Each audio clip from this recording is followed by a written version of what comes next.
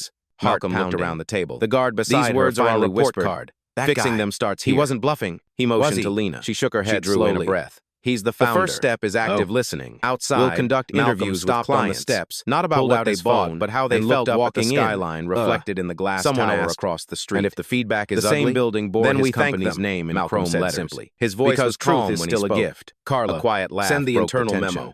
The I room's want a energy company-wide shifted meeting from within fear the to hour, focus. every department, By the end of the every meeting, region. everyone was Carla's taking voice notes. came through steady as Ideas ever. colliding Already faster in than motion, they could sir. write them down. News has spread. When the session Employees ended, are Malcolm watching the lingered by live the stream. door, watching the team file out. He exhaled Carla quietly. joined him.